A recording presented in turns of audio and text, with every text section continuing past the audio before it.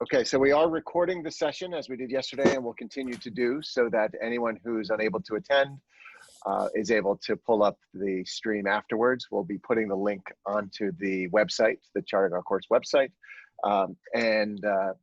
You know, even if people want to go back and listen to it again, hopefully it's that engaging. But I want to say thank you to our so far 143 attendees who are joining us this morning.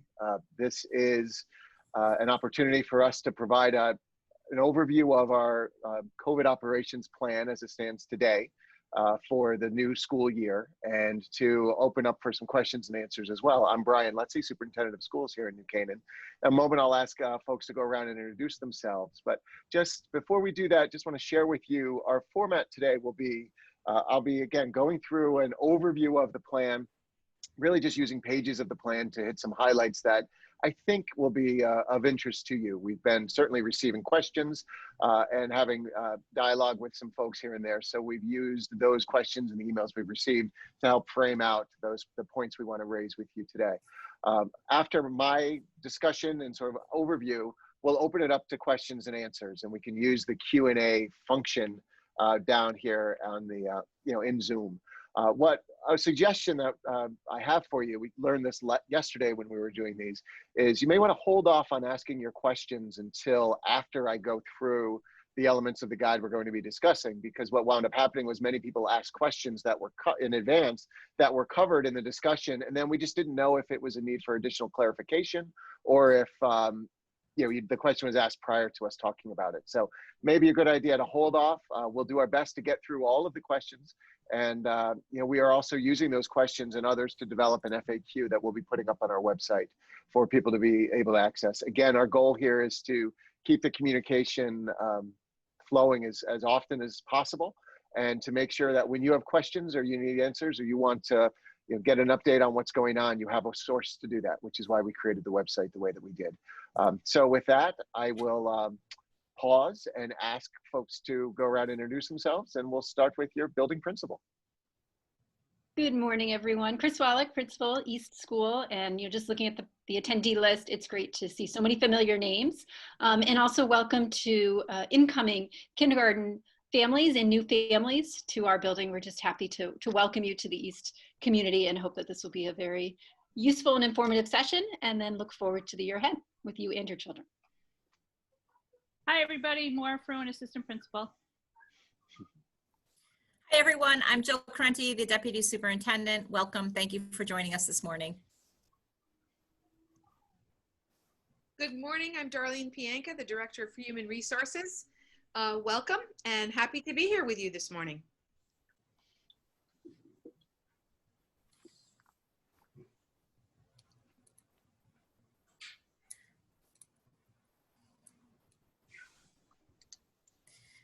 Dr. Keating, I think you introduced yourself, but I think you were muted. But I'm getting good at reading lips.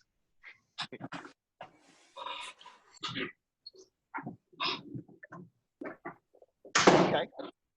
Well, the black box that was formerly Dr. Keating is our Director of Finance and Operations. Joanne, thanks for joining us this morning. We know how busy everyone is.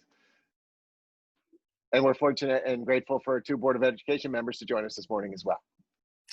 I'm Julie Reeves, Board of Ed and East School alumni, or mom, I should say, mom of East School alumni.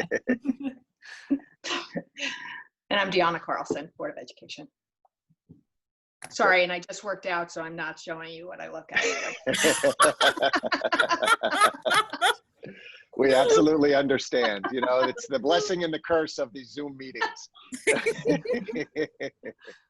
Great. Well, our attendees have continued to increase, so we're welcome to our 162 attendees as of now. And so why don't we jump right into it? I'm going to share my screen, which will be, again, those pages I mentioned around our operations plan. So let me jump into that. And as I'm doing that, just in case you need to know or didn't recognize the fact, we're not Zoom experts. We're on Zoom a lot, but we're doing our best to manage this the best we can. So we do ask your patience and good humor as we work to do the very best we can in our presentation of this material. you know, we look forward to the day where we can be in the East Galley and having these conversations live once again. But right now, this is our format, and we're going to make the most of it. So great. So let me jump right into our operations guide. Is that clear? Can everyone see that okay? Great. Okay, so to begin, you know, we've been working on how best to open our buildings since the day we closed. And we've really been using as a focus and our guide, the health, safety, and well-being of our students, our staff, and our entire community in making our decisions. As you know, back on March 11th when we closed, it was abrupt. And a couple of days later, the entire state closed.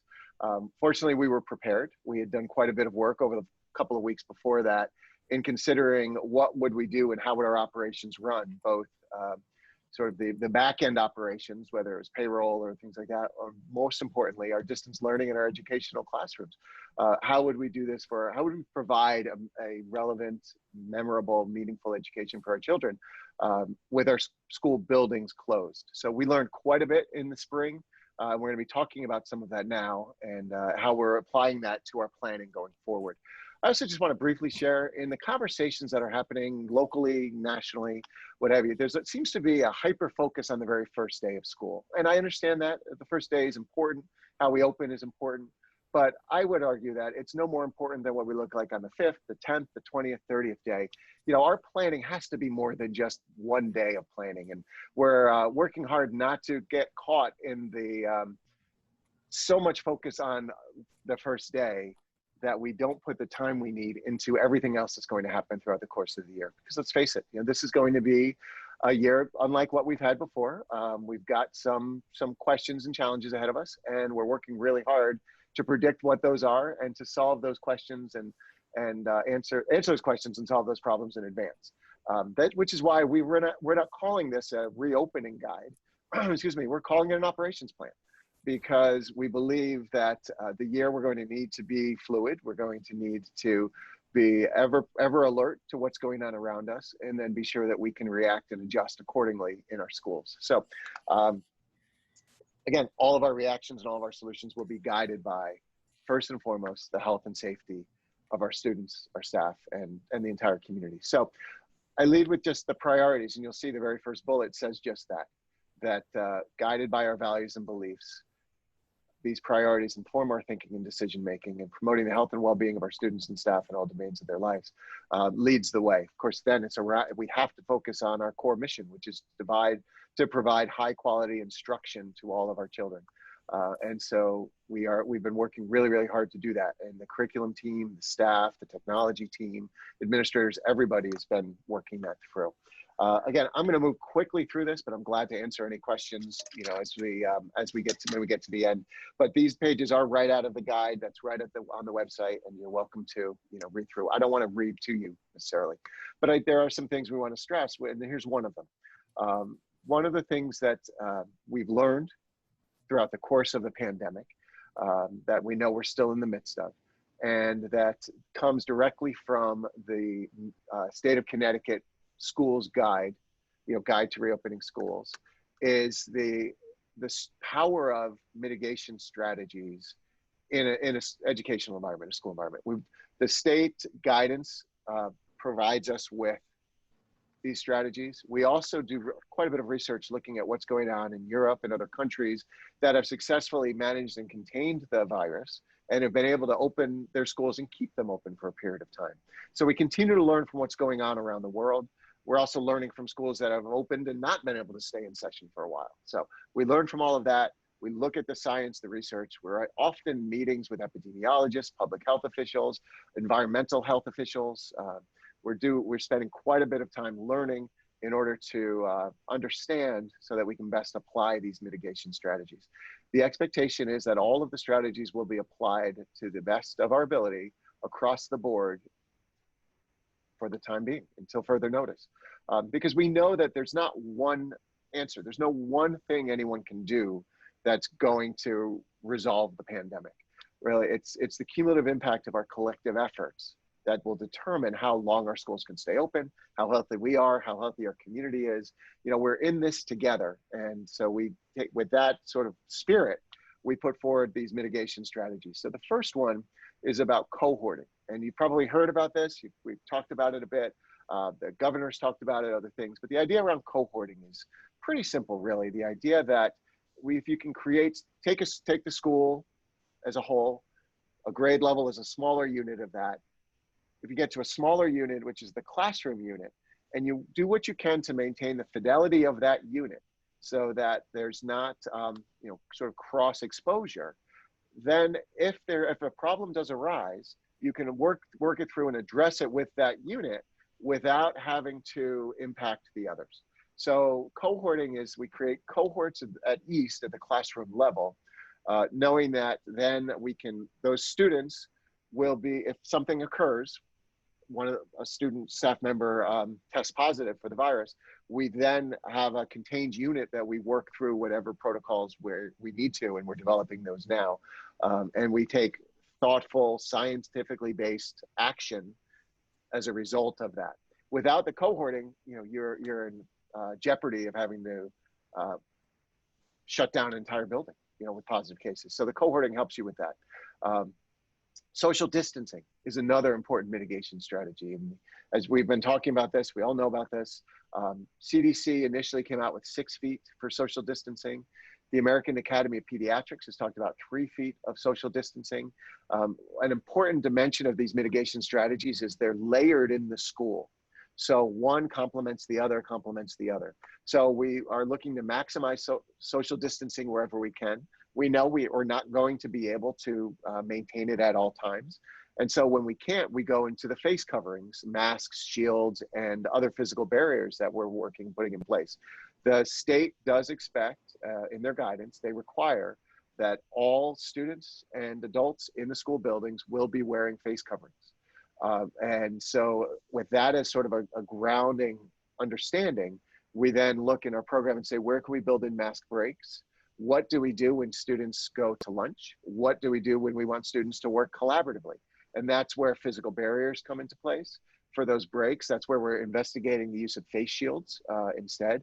For teachers and instruction, we're looking to see if face shields can be a temporary substitute for a mask at different times when they may be instructing. And all of this, again, I can't stress enough, is all scientifically based, working with the epidemiologists, Dr. Carter at the state level, epidemiologists at Yale, at UConn Health, at Stanford Hospital, at Norwalk Hospital. We have the good fortune of having wonderful medical advisors here with Dr. Reed, who's affiliated with Stanford Hospital, Dr. Pierce, who's affiliated with Norwalk Hospital. I speak with them weekly, email with them almost daily. So all of the decisions we're talking about are really grounded in the medical research, literature, and recommendations. Because again, we're in a pandemic. This is a medical pandemic. So we're learning as much as we can and really partnering with our medical professionals in making a lot of these decisions. So the face coverings, masks, and shields are an important part of the mitigation strategies. One of the most important things people can do, the most significant steps we can all take, is to wash our hands frequently. And so with all of the complexity of everything we're talking about, we go right back to something that we've been told since we learned how to walk, which is to always to wash your hands often. Wash your hands before you eat, wash your hands when they're dirty, clean your hands. We're going to be working with our students and making sure they have opportunities to do that frequently throughout the course of the day. We're also installing sanitation stations around the buildings. We have some larger stations that are going into more common areas. We're making it so that it's very easy for people to use the sanitation stations and to go wash their hands, and to wash their hands often. It's a very important strategy. And even with my own children at home, it's something I'm reminding them of often. And one's in college and one's going to be a senior in high school. So I still remind them. Another really very important mitigation strategy is daily health monitoring and staying home if feeling ill. And this applies for students and staff. And over the summer, there was an expectation that the school would be providing daily monitoring.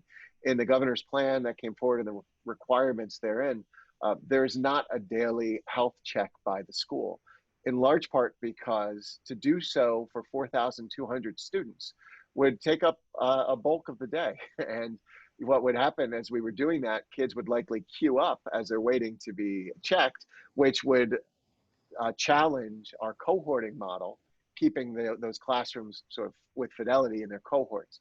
They've also found that temperature screenings are not particularly reliable.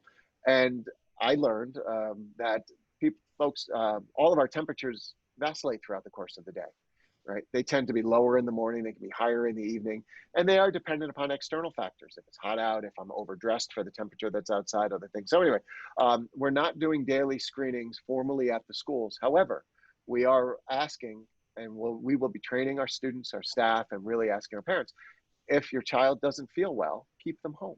And as you're about to see, the system we're putting in place allows that to happen, we expect and hope, with very little friction, meaning the students that are home that may in the past have been well enough to go to school, but just aren't 100%, can still participate in the activities that are going on in the classroom.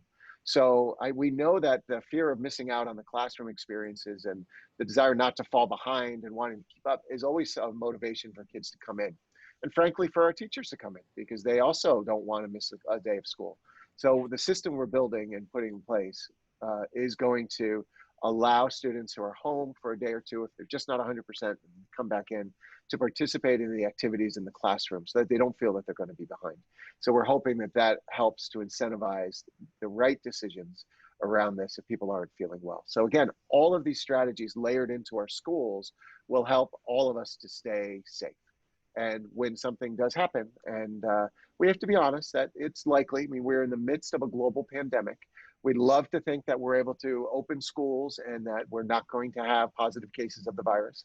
But we also, that's our hope. But as they say, hope for the best, plan for otherwise.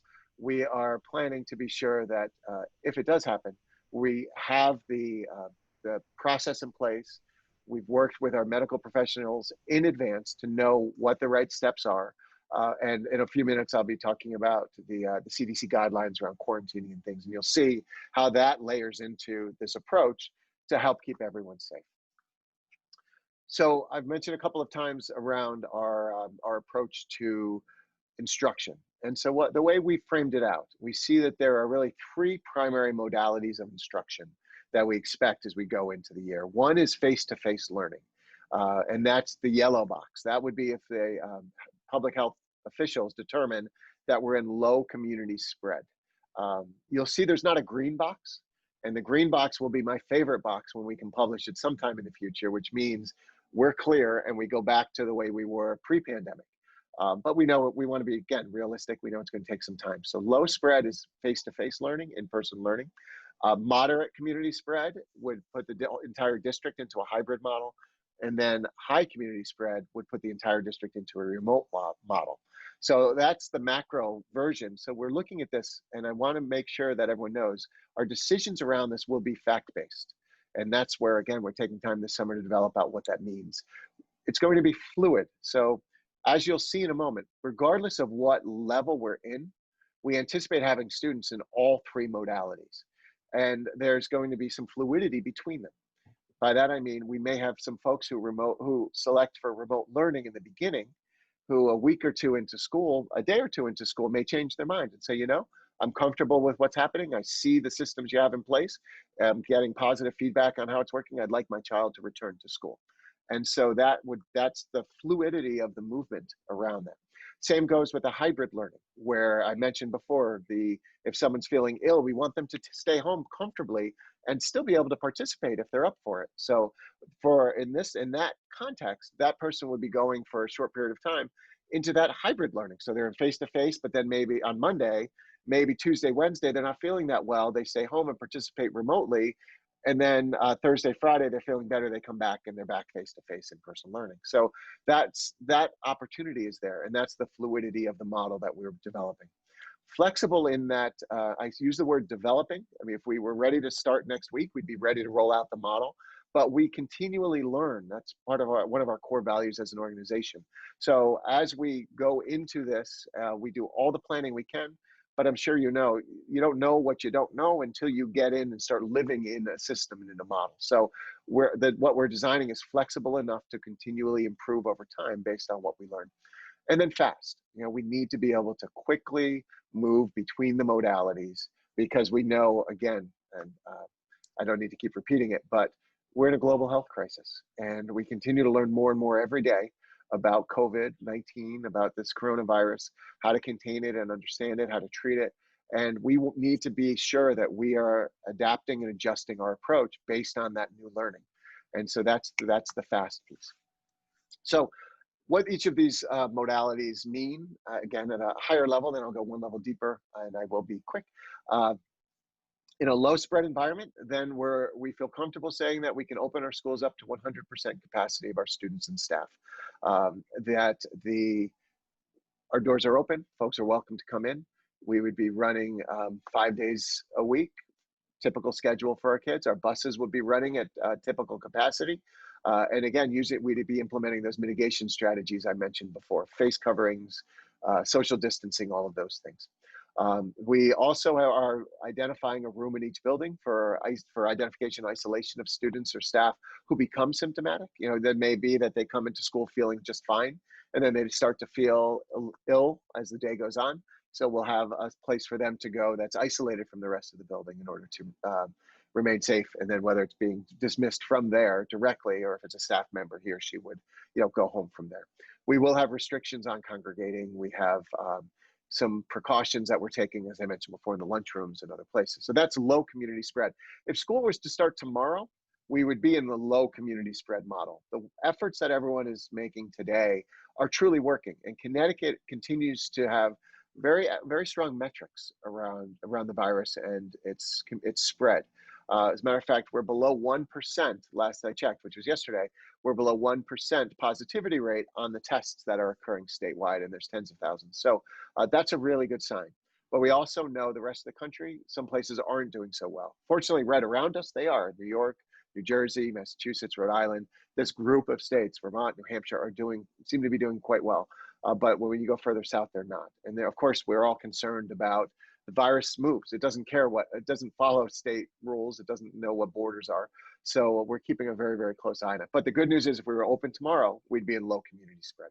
Moderate community spread means we're adding some additional restrictions onto the mitigation strategies we already have in place. Primarily being, we're reducing our school capacity to 50%, approximately. By doing that, we're dividing the grade, or this entire district, by alphabet. A through K would be in one cohort, and L through Z would be in the other. And I'll get to that in a moment in more detail. And then we go forward with prioritized access to school buildings for folks who maybe are more vulnerable learners. And we look to, again, increase the mitigation strategies. And at that point, we have to take an even closer look at any extracurricular activities that are going on. If we go to high community spread, then we are closing our schools to our students again. And we would be in a remote learning environment. But I mentioned before, we've learned so much since the spring. It doesn't mean we're completely closing our buildings. We may have, there will be some access to buildings for our most vulnerable learners. And we may have teachers who come into their classroom to teach their students remotely.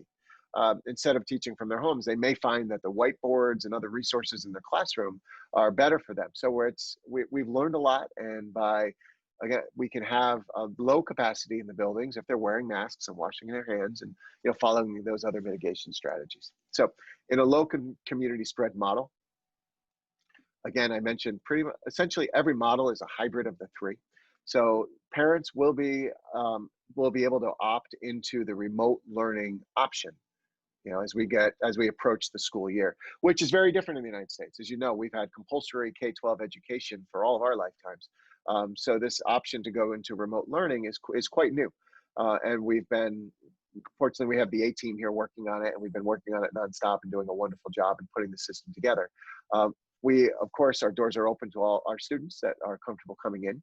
And so our model is to live stream the individual classrooms to students who are home on remote learning or in hybrid learning. Those students would be participating following the school schedule. The teachers, we're doing quite a bit of training, and I'll talk about the onboarding in a moment. We're doing quite a bit of training with teachers to understand when they would and wouldn't be online with their students. We're integrating a learning management system. In K2, it's Seesaw, and grades 3 up, Google Classroom. And then we're using Schoology at the high school. The combination of the live streaming from the classroom and the learning management system will be a significant improvement over the experience in the fall for our youngest learners. We certainly heard that feedback loud and clear that it's really, really difficult for families. And honestly, it was difficult for our teachers, you know, to be emailing back and forth and trying to manage all of that and stay on top of it.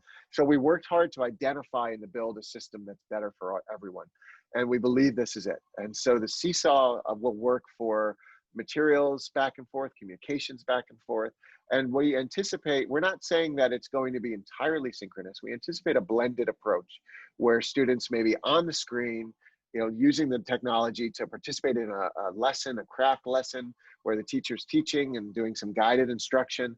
Then they may look away from the screen to do some other work, whatever it might be, come back on a little bit later, but be a part of the class and be plugged in and turned on during the course of the school day.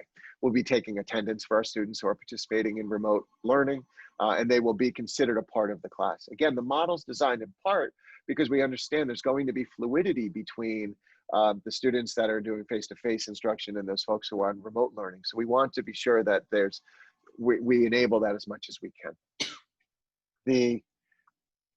If we're moving to a moderate community spread, this is where we go to the cohort idea.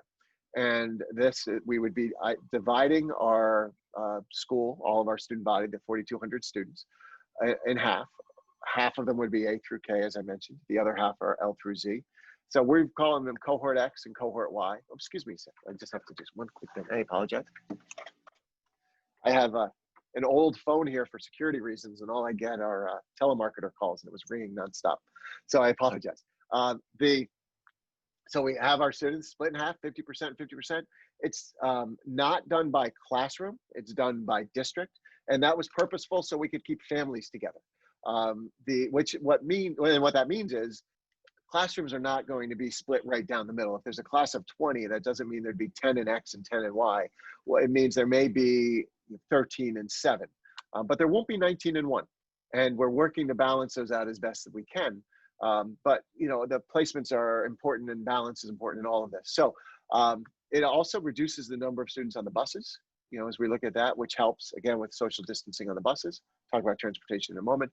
And so on day one, cohort X, which is A through K, would come in for face-to-face instruction, while cohort Y would participate remotely, as would the students who have self-selected into the remote learning program. On day two, cohort Y would come in for face-to-face instruction. Cohort X would be home for remote learning. And again, those students on remote learning would be participating there. And it alternates days. And so I purposely didn't do Monday, Wednesday, Tuesday, you know, Monday, Tuesday, Wednesday, Thursday, Friday, because some days are 4 weeks, some days are 5 weeks, some weeks are 3 days, some weeks are 4 days. I apologize. Okay, so this is an alternating model that goes out for as long as we're in the hybrid mode. So on day 6, cohort Y would come in for live instruction and cohort X would be on remote learning. Again, the idea here is that we are reducing the capacity by 50%, which strengthens all of the mitigation strategies that are in place in order to minimize community spread. Okay. High community spread, once more, is remote instruction. I want to be very clear. I think that I'm very proud of the efforts we put in last spring. I think we did an outstanding job. We learned quite a bit from that. And if we do have to go into remote instruction, it will be a different experience. We will be using the learning management systems. Our staff have had the opportunity to train on the platforms ways that we didn't have an opportunity to before. We were at least as prepared, if not more prepared than anyone, as far as I know. But it still was only a couple of weeks preparation. Now we've had time, we've had practice, we've been working with these platforms, and it will be a different experience, and we believe a better one. Focus on providing a meaningful, relevant educational experience for your child, providing for your child to remain connected to a teacher, his or her peers, you know, friends, and the school. You know, East Eagles, there's a lot of pride that comes with being an East Eagle. We want to make sure that our students and families keep that pride. And really in a system that's designed to help them to stay healthy in all domains of their life, you know, whether it's physical, emotional, others. So we've really put a lot of thought into that. And if we do have to go into this environment, I think you'll see the change. So to begin the school year, we've talked about sort of the modality. We can't make the decision around what the modality is going to be until we get a little closer to the start of the school year. Again, this is a fast-moving pandemic. We hope our numbers look, as we approach the school year, we hope the numbers maintain where they are or get better, and that we can open in the low community spread. That's our hope, and that's really our expectation. If we can do the right things here in Connecticut, I believe we can get there. But regardless of that, we're looking at an onboarding model because we also recognize our kids haven't been in school since March. Our teachers haven't been in the classroom since March. So we really want to do this thoughtfully and purposefully to bring people back in and back together. We don't just want to say day one, here we are, let's go. So we've added some professional learning days for our staff in the beginning. So they'll be in school for a full week, learning these skills, continuing to develop the system that we're discussing. And then our first day of school remains what it has been on the calendar, which is August 31st. But what we're doing is, instead of bringing everybody in, for the first 4 days, we're going to be alternating with the cohorts. So we'll have cohort X come in on Monday. We'll have cohort Y come in on Tuesday, X again on Wednesday, Y again on Thursday. And then on Friday, we'll have everyone come in. Again, this is in the low community spread model, and in the hope that we can remain there. So we're doing this because we haven't been in school in a long time. We want to provide an opportunity for our students to really become comfortable with the safety protocols and procedures we have in place, and to get to know their teachers a bit, and for their teachers to get to know them, and for the students to get to know each other. You know, school's going to look different, but what we think isn't going to look different is the high level of engagement that we have in our classroom with our kids. So we want to build a strong foundation over the course of these 4 days as we approach Friday, which is everybody in. It also allows us to figure out what we need to fix. Right. So by bringing in half the kids, we're able to take a look at the traffic patterns over at East. You know, there's some challenges. There's not an awful lot of room for drop off and pickup. And I see Principal Wolick shaking her head. So yeah, we've got to work through some of that. We've got some plans and we continue to develop them. But until we actually get boots on the ground and start to move kids in and out, we don't know what we don't know. So that'll help us to problem solve those things. The other advantage here is after Friday, we have the 3-day weekend of Labor Day.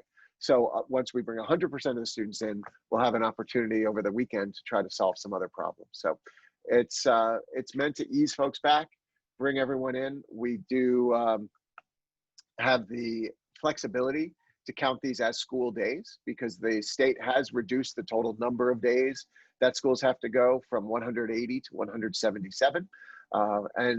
But because we're using the days for training with our kids and our staff, they'll count towards those days. So I don't know if that's a question or not of importance, but I think worth mentioning. Okay. So I mentioned the cohorting, and that at the elementary school, the cohort unit is the homeroom, which that means is students will generally stay in their homeroom throughout the course of the day as much as feasible. They'll stay together as a group throughout the day, regardless. So when they go to lunch, for instance, the cohort will stay together as they go to lunch. The Unified Arts teachers, others, will be pushing into the classroom. So instead of kids traveling all over the building, where we can, we'll have teachers coming in to be with them. We can't always do that. We have some other services that are provided to students in special education and others.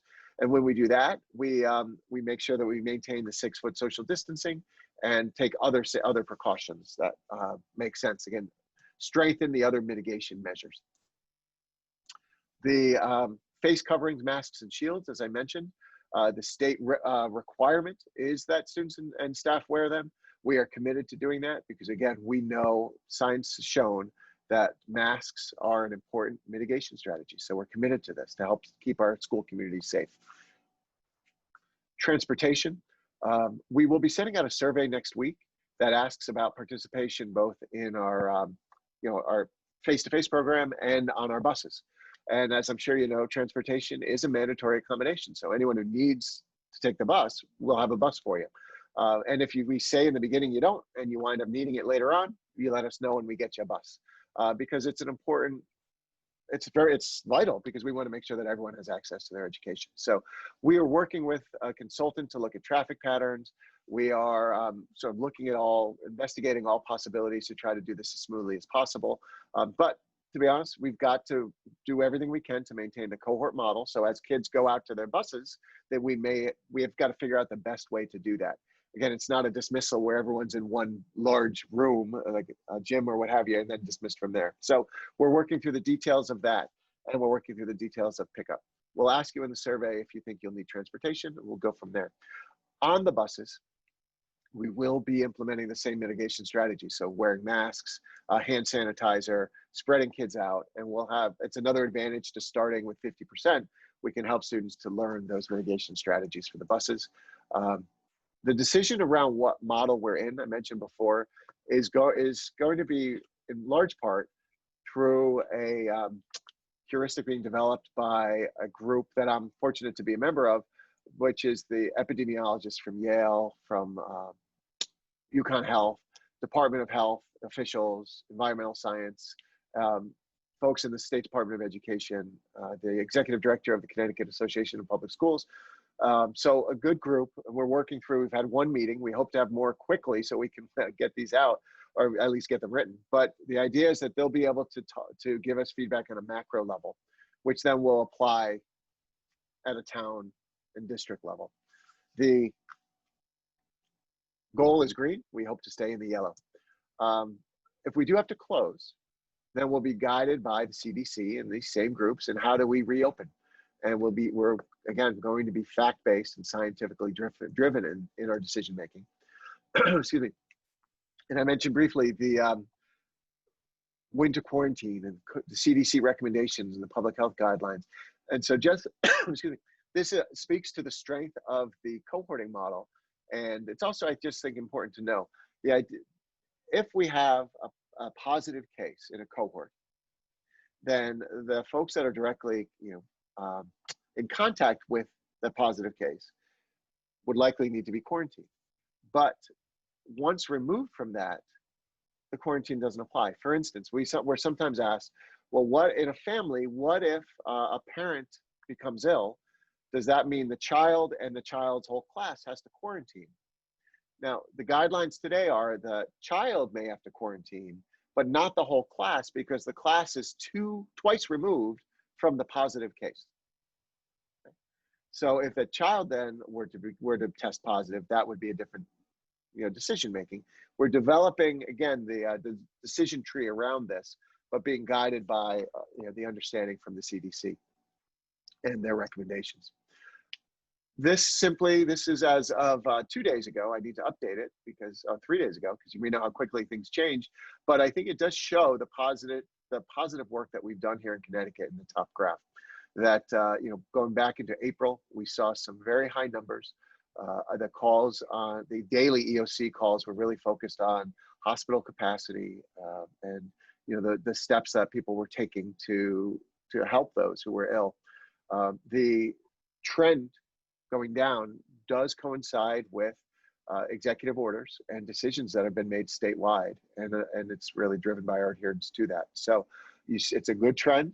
We hope it remains that way, and we'll know more around, again, the modality about mid-August.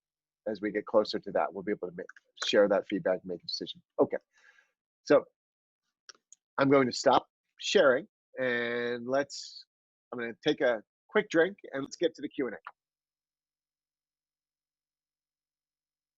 Oh. Jill, I think you're muted. Okay, I've been able to organize some of the questions, and one of the questions that has come up in different formats is we've received several questions regarding students who are high risk and they can't attend school. Can you please explain why New Canaan schools are opening before there's a vaccine, and also the process parents will follow to opt their child out to receive remote learning even in the low community spread? Sure. So we are guided and driven by the guidance from the governor's office and from the State Department of Education in our efforts as we're putting together the system and the program. So schools across Connecticut right now are looking to open, right? And we're working to figure out how best to do that because we're in low community spread. But also there's a recognition and understanding that we do have some students and maybe even some staff who are immunocompromised in some way. And that's been a driving factor in our decisions and how do we develop the remote learning program. You're going to see different models across the state. I would argue that ours is the best in that it really keeps that connection between the students who are participating remotely and the students that are participating face to face. So we've worked very hard to create a class feel in that. We're going to continue working on that. And it's not going to be perfect. We know that the best system is one where there's no pandemic, there's no COVID-19 spread at all, there's no positivity at all, and all of our kids are back, and we're back to the way it was in, pre-COVID. That's the best case. But we've got to work with what we have, and we believe the system we're putting in place will allow students on remote learning to still feel connected to the class and to what's going on there. The survey that comes out will be asking some questions to gather some information that will help us to further refine our planning. And then the week before school, we anticipate having that process published around how do I opt out and opt into remote learning. And we'll make that as quick and easy as we can for folks, because we know it's a hard decision.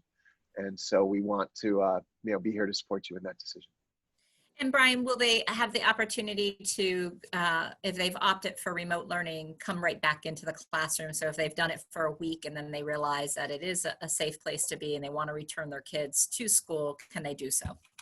Yes, it may not be immediate, it may not be the next day, but very quickly, students can opt back in to face-to-face learning. And the research, at least around the world, does show in Europe, where they've done this well, that many do opt to come back in once the school year gets underway. Great. Yep. Chris, maybe you want to talk a little bit about recess to give Brian a little water break. There's a lot of questions that are coming up in regards to how recess will be managed at the elementary schools. And we saw this yesterday when we were at West as well. So maybe if you want to talk a little bit about the cohorting and how we'll keep kids together for recess, that might be helpful. Sure. And we do want to maintain those cohorts throughout the recess block as well. We are fortunate at East to have very large property, so we can really spread out, and we're going to be designating the spaces on our fields and across the blacktop and in the whole property in terms of where would each class go on a given day for recess. So they would stay as a cohort, go to that recess location.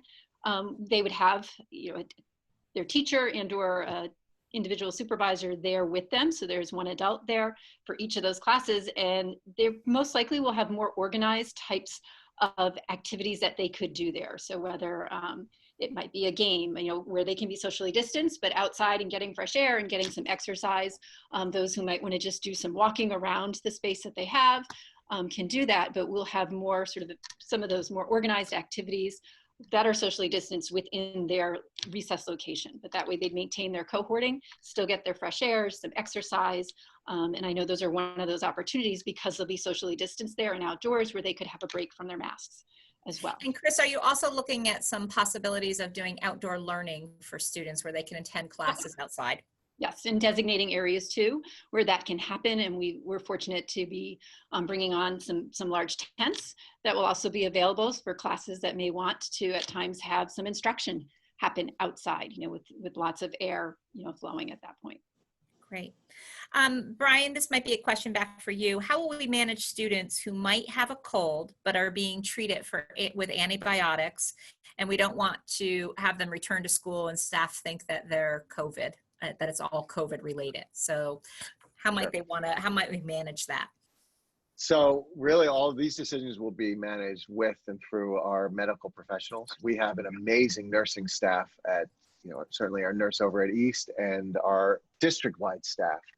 We also have access to Dr. Pierce, who's our district medical doctor, that district supervisor, and Dr. Reed, who does it for the town. So we've got quite a cadre of professionals there. We're really looking at, we want to be fact-based in our decision, right?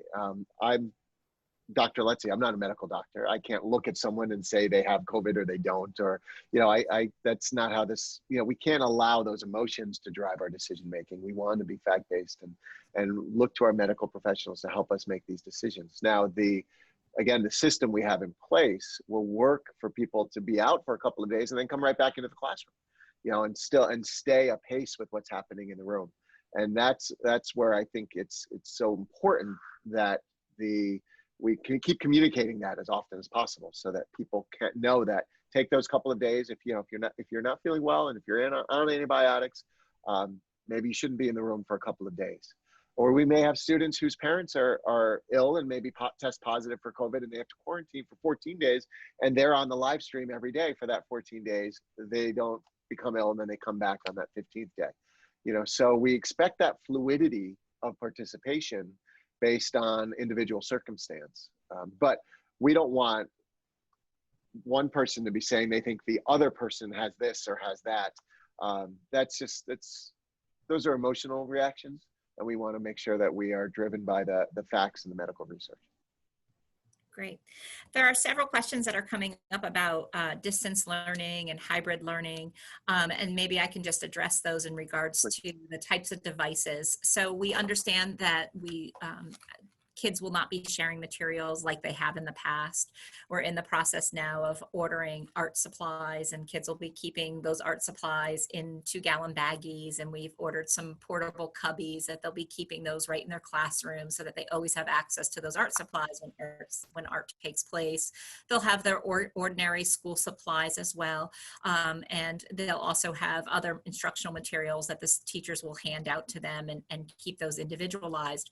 We're also in the process of providing devices to our students. So students that are in K through 2 will be issued iPads, and students in 3 through 4 will be issued Chromebooks. And we'll be working in training kids how to care for those devices, how to take care of those devices, how to utilize those devices.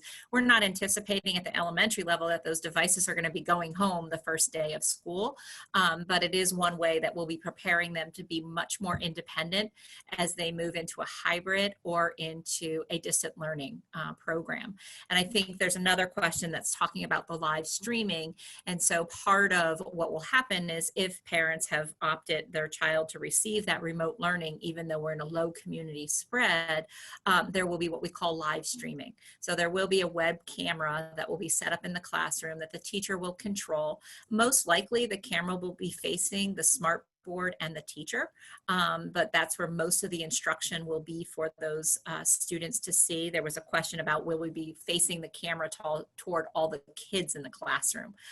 We don't anticipate it going toward the kids. However, that's not to say there might be a time where there's a small group of instruction going on and there's a group of kids at a table that are all working together on the same project, and maybe they would see a child or two's faces in those cameras.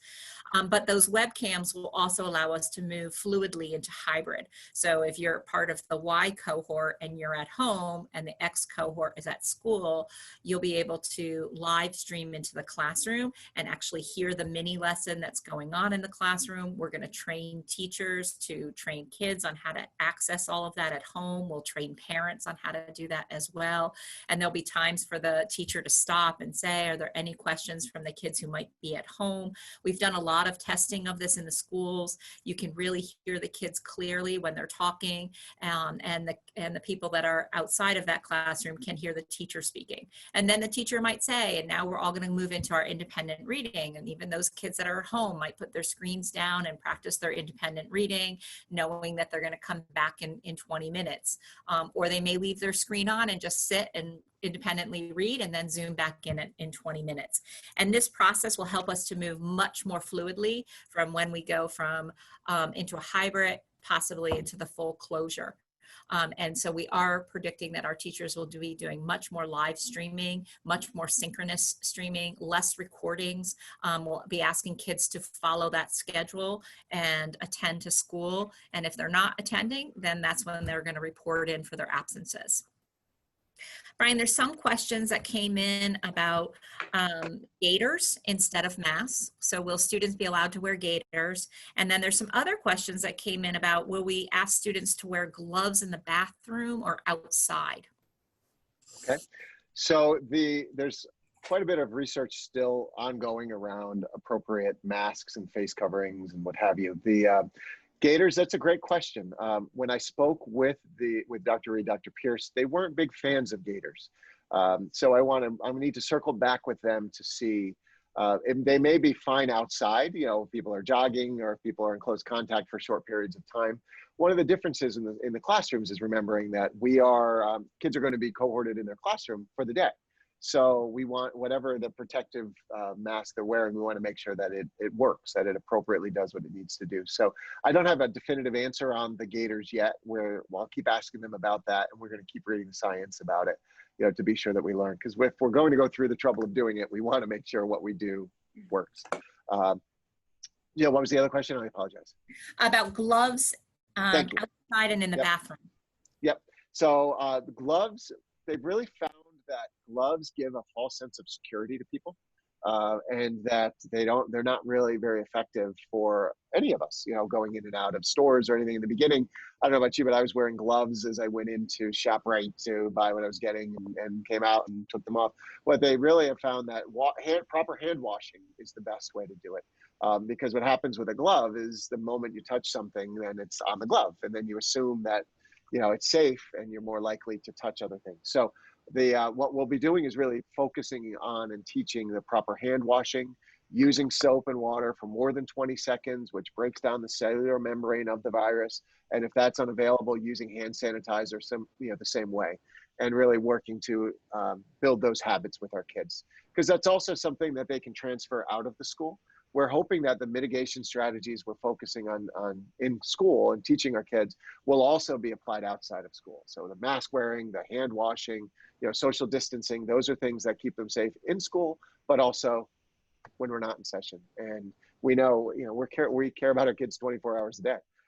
So the skills we want to be transferable for them. Great. Chris, there's a lot of questions that have come up about special areas. So if you'd like to address maybe how PE and art and music will be managed, that'd be terrific.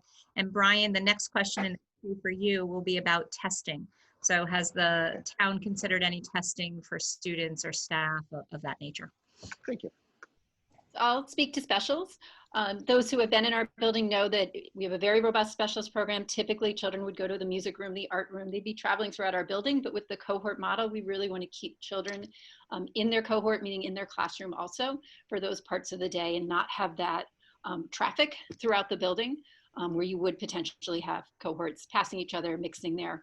So the special area teachers will come into the classrooms. That's where the specials will occur. So they will still have their music curriculum. They'll still have art. They'll have PE. Often PE will be outside as much as possible. And hopefully we'll keep having wonderful weather throughout the fall. And on days where the weather makes it not possible for those PE classes to be outside, the PE teacher will come into the classroom. And our PE teachers both are versed not only in wonderful physical activities for students, but also in lessons around health and wellness for our children. So they'll be really diversifying their instruction with students to match sort of where that instruction is happening and how to make it engaging for our children.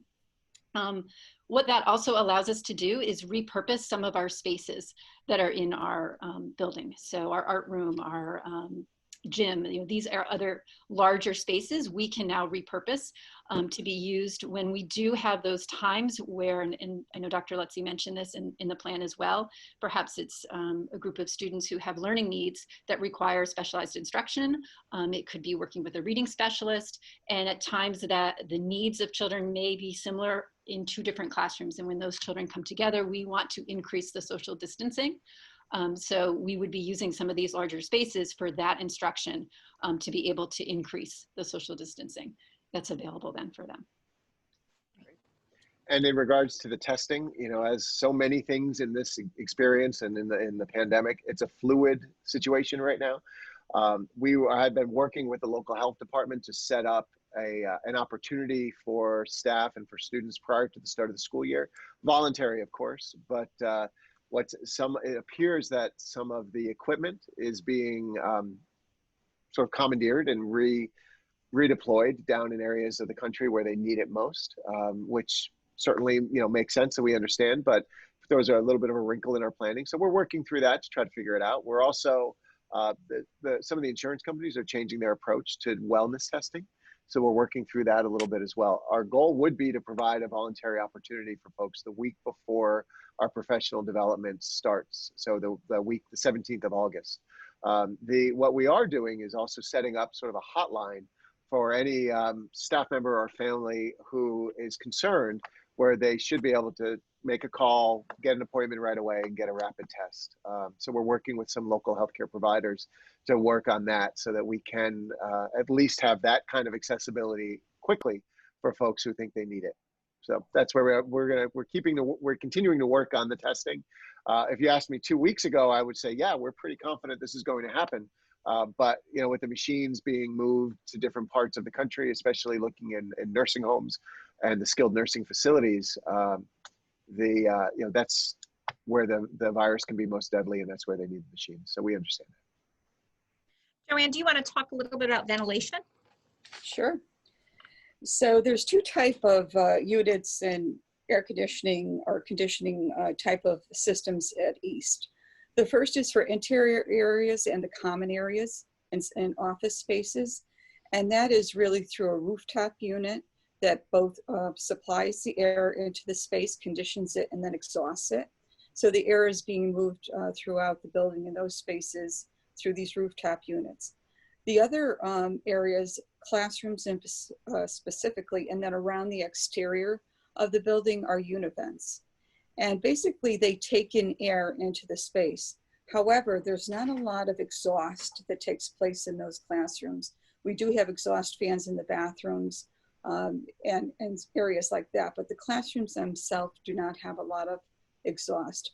So we are looking at putting exhaust fans into the classroom spaces so that we can change the air out frequently throughout the day. We do have to be careful, however, because we don't want to take in too much moisture into the spaces. So we are working with an engineer. In fact, we have a 3 o'clock call today with our engineer to discuss this particular, this specific issue in terms of how do we regulate those fans to optimize the air exchange, but not take in unnecessary moisture.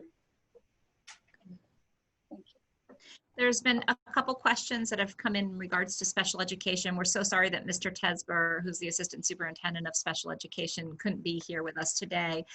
But yes, PPTs will resume in the fall.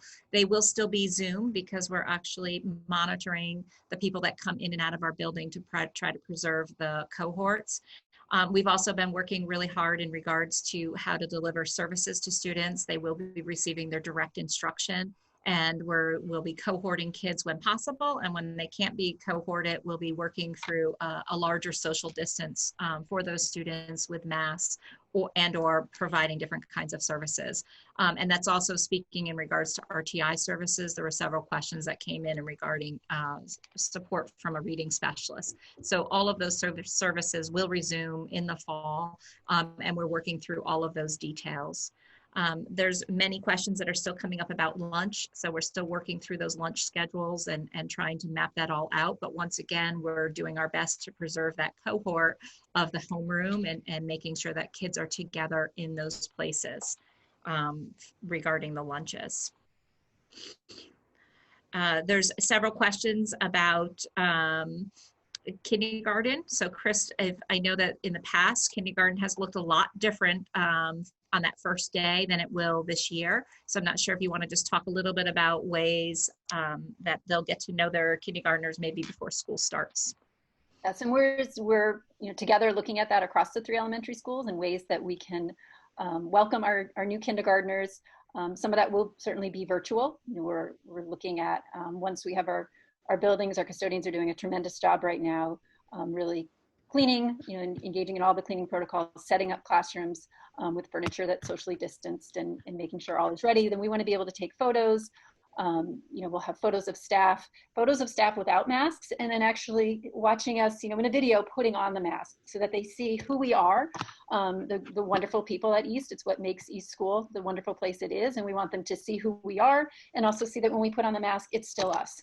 For a young child, that's really important that's explicit to them, and that they have that opportunity to see that we're just putting on this mask. So we'll have videos that are available in sort of that virtual sort of way, or a way that you can watch it at home with your child together. And then we are in continued conversation with our PTC to also look at a way that perhaps in some socially distanced way, we can make sure that children are welcomed and feel that this is their school and their place that they're going to be coming to on that first day.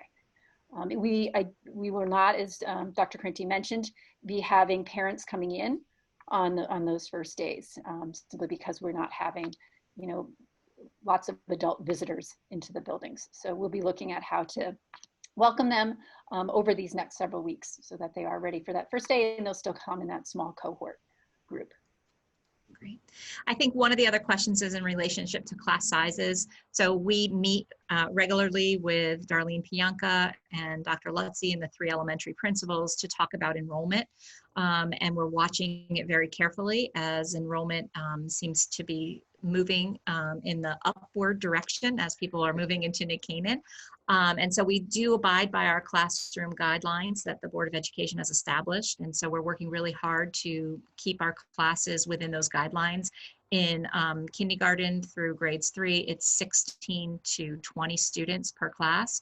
4th grade can go up to 24, but actually we're working really hard to keep them at 20 this year as well. So we are working hard to maintain those class guidelines that have been established. And we have increased at East a couple sections, and we've added a couple teachers already to help reduce those class sizes. There was also a question in regards to how will we be purchasing all of these devices for our students. And so Dr. Keating and I worked really closely on this and with the ICT department and the DTS department. And believe it or not, we were able to pool all of our devices across the district. So we looked at what devices that we have across the district. How many devices do we have that are sitting in carts? How many devices do we have sitting in computer labs? How many buckets of iPads do we have in classrooms? And so we've pulled all of those devices together and we've redeployed them. And that's how we're able to manage moving those devices out. Have we had to purchase a few here and there? We have, but it really has not been an enormous amount beyond what we had already planned in our capital budget, because we do plan for replacements. Some of our iPads no longer can be updated with the new OS systems, and so they were already part of our capital replacement project as we were moving forward. And just kudos to the 2 of you and to everybody that worked on that, because the other option was to have this equipment sitting there not being used, because we're not sharing Chromebooks, we're not sharing iPads, as you know. So it really was a way to look at and leverage our existing resources in this environment to make it work for our kids. And that's a similar approach as what we've used with all of what we have, right? Looking to see what do we have that we can leverage to solve these problems. And sometimes we don't have it. We didn't have a stockpile of plexiglass. So then we go out and we source it and we do what we have to do. But before we do that, we always look to see what do we have that can be redeployed and to sort of maximize the experience for our kids, make the most of it. So we had said we were going to be an hour. We're now a little after 12. Dr. Krenti, if there's one more sort of theme or question that you've seen that you think otherwise, what I will say and share is that this isn't it. You know, there'll be other opportunities. We are grateful that you put the hour aside. We know that first of all, it's the summer. One of the advantages to a meeting like this, that if you're traveling or not home for any reason, hopefully you're able to dial in and to still participate. We will continue to provide opportunities. I strongly encourage you to use the website. I will be posting this video before the end of the day or first thing tomorrow, depending on how long it takes to render, right into the website, right where the link was that you clicked to be here. We'll upload this video so you can click right into YouTube and see it. But we'll keep that communication flowing. We're going to stay plugged into everything that's going on locally, statewide, and nationally and internationally, and continue making the right decisions. Again, guided by the health, safety, wellness of our kids, of our teachers, and of our entire community. So thank you for being here, and we will see you soon. Thanks. Thank you. Hey, everyone.